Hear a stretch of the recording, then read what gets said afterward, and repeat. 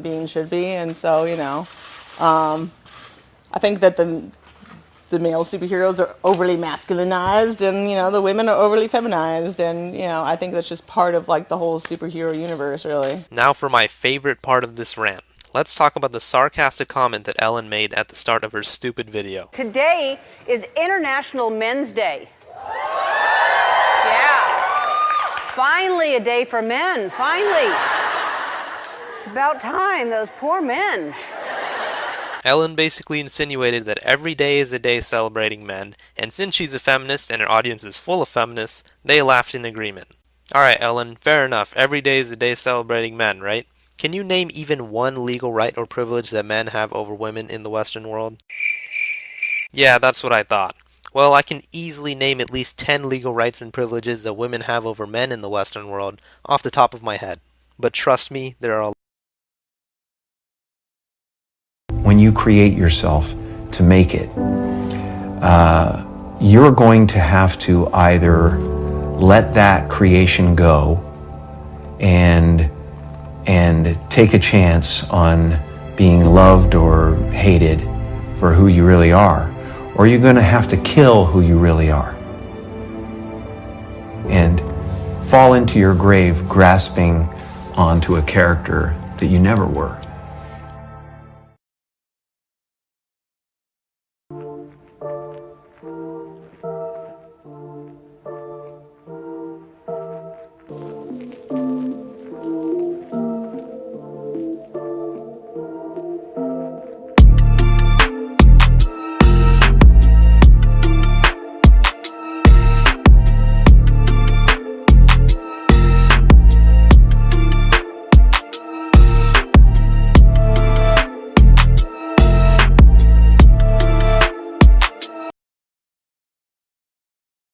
Why do you insist on being called Muhammad Ali now? That's my original name. That's a black man name. Cassius Clay was my slave name. I'm no longer a slave.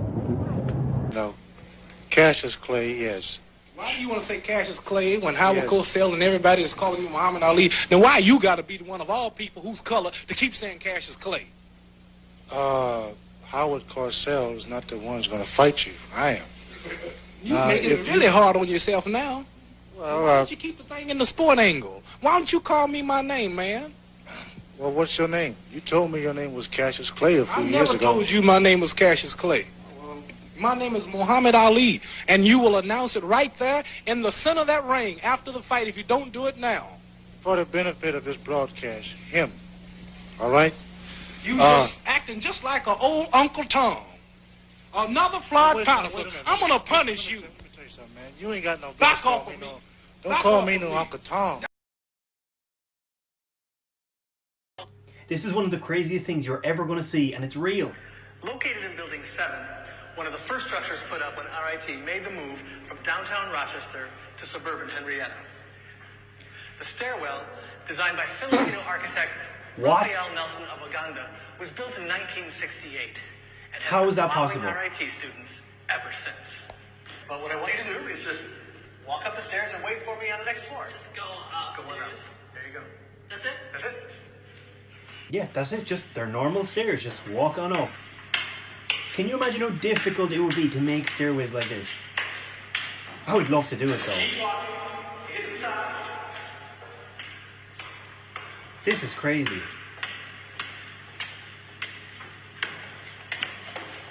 Rosie!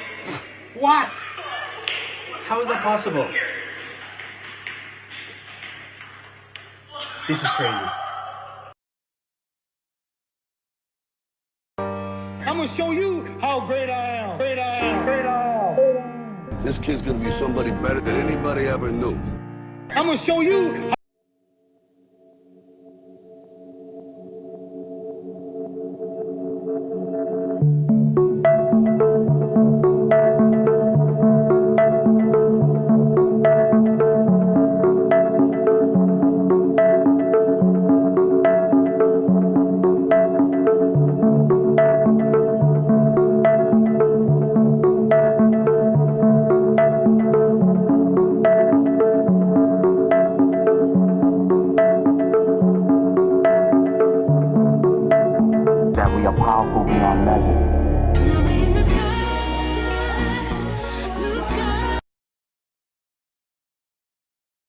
I'm gonna say some facts, and if you get mad, it's because it applies to you. I see a lot of girls saying, oh, if a guy is respectful and nice to you, that's not special, that's just the bare minimum. Well, if we apply that same logic to girls, then 98% of girls do not meet the fucking bare minimum. You don't. Because most of you aren't that nice. You're just not mean. Okay? Just because you don't compliment us, and when you do, it's really half-assed. So, I'm sorry. That's just true. Every single guy will agree with me on this. So, if you experience any of these, then it's likely that you experienced emotional abandonment growing up in your childhood, which looks like this. And this is because our parents weren't able to give us our 3 core needs, which are these. And if you would like to overcome the result of not getting your core needs met, then follow for more tips.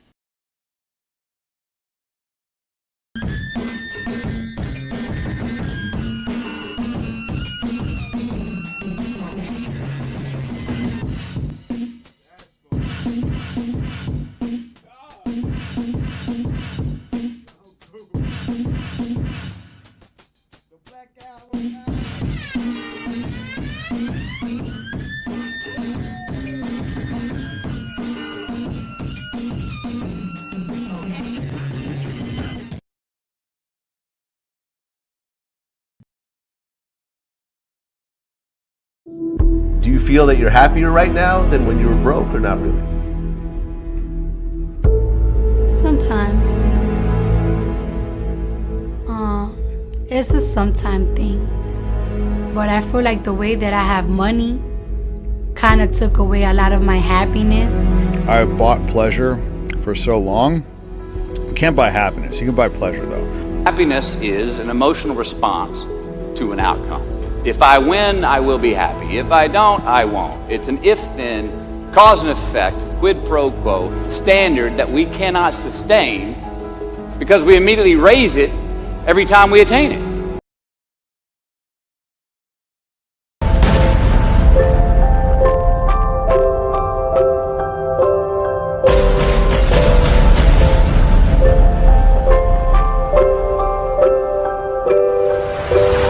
And I'm telling you, this can save your life at times, especially if you're dealing with someone who's paranoid, who's really paranoid. You do not lie to someone who's paranoid and violent, because as soon as you lie, you're aligned with the forces that are persecuting them. And they're going to be, because paranoia makes people hypervigilant, like they're on amphetamines. In fact, you can make people paranoid by giving them enough amphetamines. And you can make paranoid people more paranoid by giving them amphetamines. So they're hypervigilant because they feel that everything is predatory and against them. And so they're watching you like you would not believe, way more than you're watching them. And if you flicker a lie while you're talking to them, and they're really on the edge, you're done. So it's one thing to really know, if you're ever in a really bad situation and you don't know what to do, you tell the truth minimally and carefully and hopefully, and you might get out of it.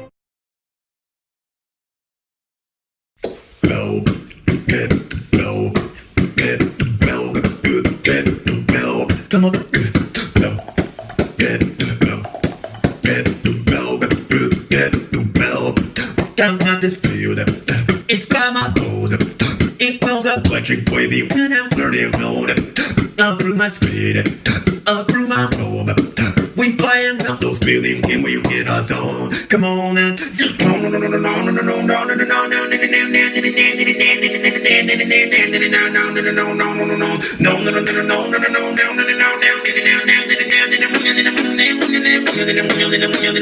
come on, right.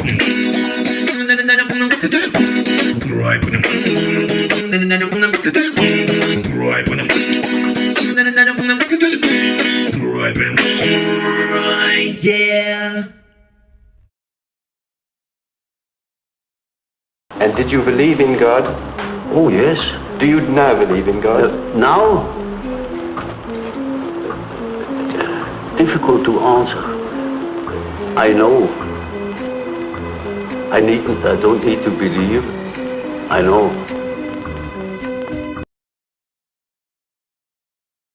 What you want to do is you want to enter into a conversation so that you come out wiser than you went in. And so the best example of this is when you're having an argument with your intimate partner, let's say. It's like, because you're going to want to win. And then, especially if you get angry, because anger wants to win. It's okay. So then you got to think, okay, well, wait a second. We better sort out what winning means here. So let's say that you're more verbally fluent than your partner and more treacherous. So you can win. That doesn't mean you're right, first of all. That's a big problem. Mm-hmm. Winning when you're wrong is a really bad idea. Yeah. Because then you think you're right and you're not. And then, well, maybe the person can see things you can't, but can't verbalize them quite as well. It's like, well, you might want to listen. Just because there's the possibility that they're trying to tell you how not to run headlong into a brick wall. There's some possibility of that.